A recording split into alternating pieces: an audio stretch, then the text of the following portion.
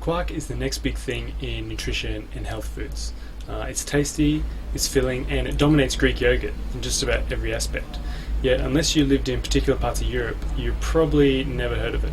So, what is Quark, and what makes it so healthy?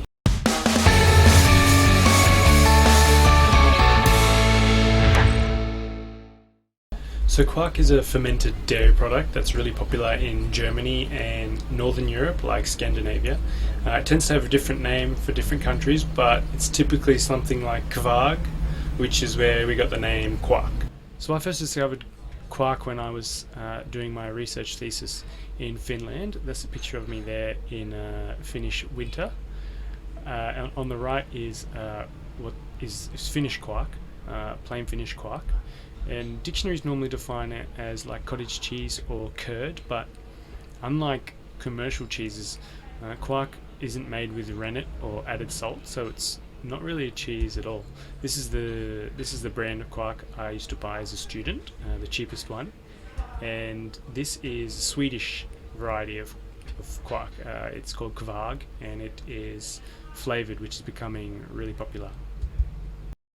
So Quark is made by warming soured milk until it curdles. They add lactic acid bacteria in the form of starter cultures to start the fermentation process, and then after several days of sitting, Quark is then strained in a cheesecloth and it's ready to go. It's not as complicated as it sounds, and you can even make it at home yourself. So Quark ranges from 1% to 40% fat typically, and the rest is just protein, calcium and phosphate. It does also contain trace amounts of sugar in the form of lactose, but all dairy products contain lactose. This is the nutrient profile of Quark, full fat Quark, which is about 40% fat.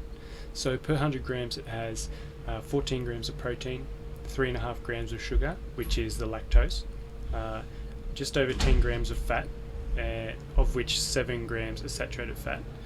Keeping in mind that that's the full fat varieties. The low fat or zero fat varieties have virtually no fat in them. Sodium is 81 milligrams, and total energy is about 165 calories or 690 kilojoules. So protein is the building blocks for muscle. That's what made Greek yogurt so popular so fast. Greek yogurt typically has 7 grams of protein per 100 grams, and natural yogurt has about 4 to 5 grams per 100 grams. But Quark has 14 grams of protein per 100 grams, so that's double the amount of Greek yogurt. That means you need to eat twice as much Greek yogurt to get the same amount of protein you would from a serving of Quark. This is what makes Quark so popular in fitness communities in Northern Europe, especially Scandinavia, where it's really well known. In contrast to its protein content, Quark is very low in salt, much less than cottage cheese. Salt, otherwise known as sodium in a medical context, is a critical electrolyte, but consuming excessive amounts can be very bad for your health. While salt shaken over your dinner does not seem particularly harmful, the amount that manufacturers add in processed and pre-made foods is typically much more than you would add yourself. A Cochrane systematic review of previous human trials, which is the strongest form of scientific evidence we have, found that even just a modest reduction in salt intake for 4 or more weeks causes significant and important falls in blood pressure in both people with high blood pressure and those who have normal blood pressure, and that's irrespective of sex and ethnic group. So reducing the amount of sodium in your diet is really important, even if it's just a little bit. Full fat Quark is also high in vitamin K2. Vitamin K2 helps to regulate where calcium ends up in the body. So essentially it works to keep calcium in your bones, and it takes calcium out of your blood vessels where it can cause your arteries to become stiff. So that's where we don't want it. Full fat dairy is by far the best source of vitamin K2 in the diet. But that includes all types, so cheese, yogurt, and of course Quark. So most health organisations recommend we consume less than 2,300 milligrams of sodium per day, but in actual fact we're consuming about 3,400 milligrams per day on average, and that's largely coming from processed foods rather than the salt you add to food yourself. Now the good thing about Quark is that it doesn't require any salt to be made, so it only contains about 40 milligrams of sodium per 100 grams. Now if you compare that to cottage cheese, for example, which contains 10 times the amount, or 400 milligrams per 100 grams, and ricotta cheese is about 300 milligrams.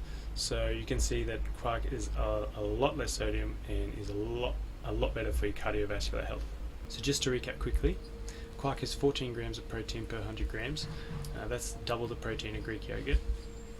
It only has around 40 milligrams per 100 grams of sodium. So that's 7 to 10 times less sodium than cottage cheese and ricotta cheese. Full fat Kwark is a great source of vitamin K2. One of the reasons that I recommend and prefer full fat Kwark, other than taste. It's also a fermented food, which I didn't really talk about, but fermentation, it likely helps improve your gut bacteria because fermented products act as probiotics. So what does Kwark taste like? Well, plain Kwark is kind of like a cross between Greek yogurt and cottage cheese, which is no real surprise given its texture and its nutrient profile. Full fat Kwark is very smooth and creamy and can be eaten on its own. Low fat Kwark is a bit more thick and firm and is more like a spread. Now because of its texture, it can absorb and retain flavors really well, which makes it really good for cooking healthy and not so healthy recipes. For additional information and the full list of scientific references, you can see the original article, which is published at dietversusdisease.org.